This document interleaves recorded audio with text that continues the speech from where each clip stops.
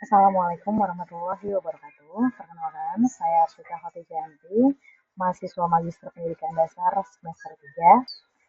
Pada kesempatan kali ini, saya akan mempresentasikan materi diskusi 9 dengan topik sistem pendidikan di negara-negara maju, sekaligus menghubungkannya dengan pengalaman implementasi di sekolah dan temuan dari artikel.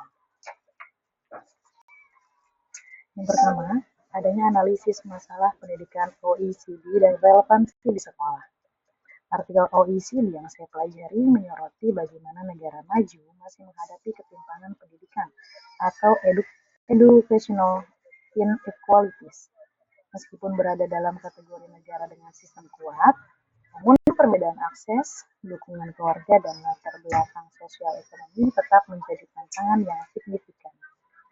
Ketika saya bandingkan dengan kondisi di sekolah saya, ternyata beberapa isu juga muncul dengan bentuk yang berbeda. Misalnya akses sumber belajar, motivasi belajar, serta keterlibatan orang tua menjadi faktor penentu keberhasilan siswa. Artinya meskipun skalanya berbeda, namun pola ketimpangan yang digambarkan OECD memiliki relevansi dengan kondisi sekolah saya, terutama bagi siswa yang berasal dari keluarga rentan.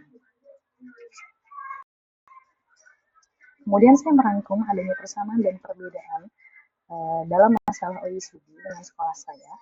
Jika dilihat lebih dekat, terdapat persamaan antara kondisi di OECD dan sekolah saya.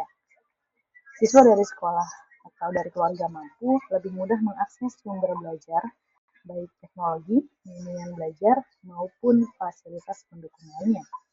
Perbedaan kemampuan siswa juga membutuhkan pendekatan pembelajaran yang adaptif, khususnya bagi siswa yang tertinggal.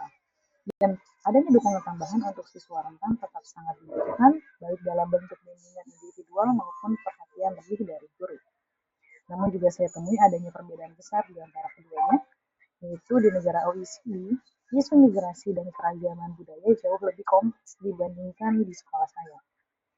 Yang kedua, ketimpangan yang dibahas OECD juga melebar hingga jenjang pendidikan tinggi. Sementara di sekolah dasar, konteksnya lebih pada kemampuan awal membaca, numerasi, dan dukungan keluarga. Kedua negara OECD memiliki regulasi dan legislasi kesetaraan yang jauh lebih matang. Sementara di Indonesia, kebijakannya masih terus berkembang. Yang ketiga, faktor class stratification atau pembelahan kelas sosial sangat kuat di negara maju sehingga ketimpangannya lebih tajam. Berikutnya adalah cara OECD mengatasi ketimpangan pendidikan.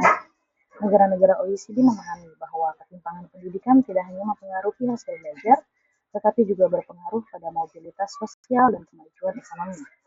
Oleh sebab itu, mereka menerapkan berbagai kebijakan komprehensif, di antaranya. Yang pertama adalah mencegah learning gap sejak dini melalui peningkatan kualitas guru, pendanaan berbasis kebutuhan, dan dukungan awal bagi siswa beresiko tinggi. Yang kedua, memperluas akses pendidikan tinggi seperti pemberian beasiswa, penghapusan biaya kuliah, dan program afirmasi bagi keluarga atau kelompok miskin. Yang ketiga, mengintegrasikan pendidikan multikultural, termasuk program transisi dan kebijakan afirmasi bagi kelompok migran.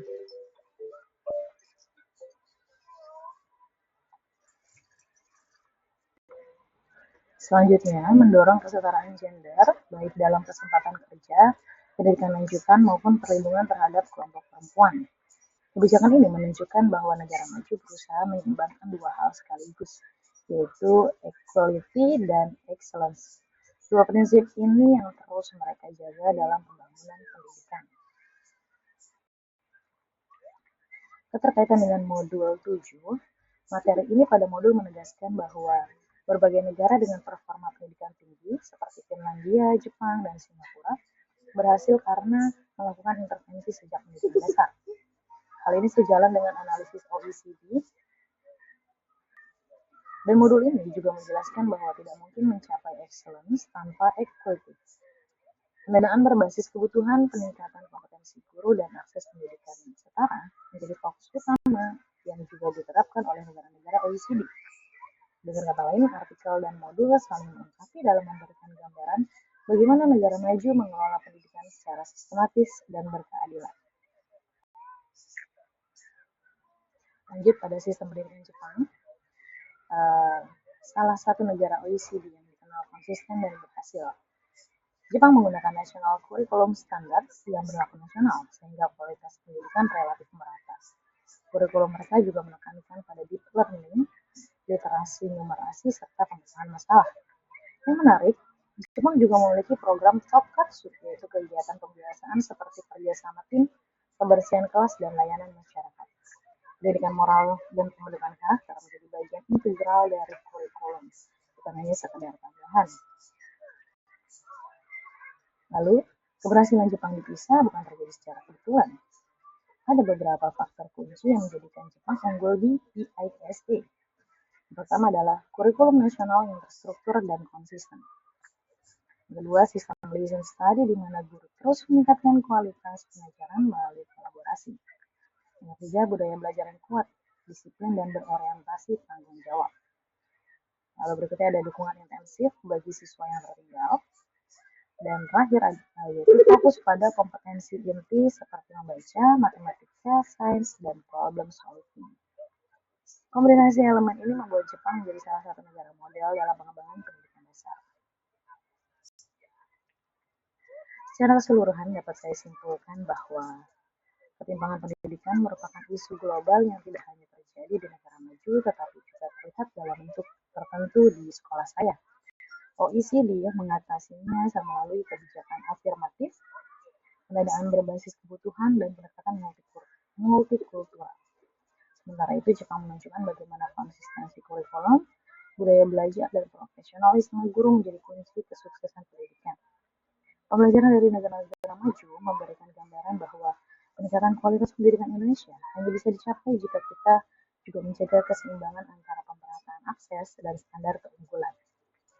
Demikian presentasi saya. Terima kasih atas perhatian Bapak Ibu. Semoga materi ini bermanfaat dan dapat menjadi inspirasi dalam meningkatkan kualitas pendidikan di sekolah dasar.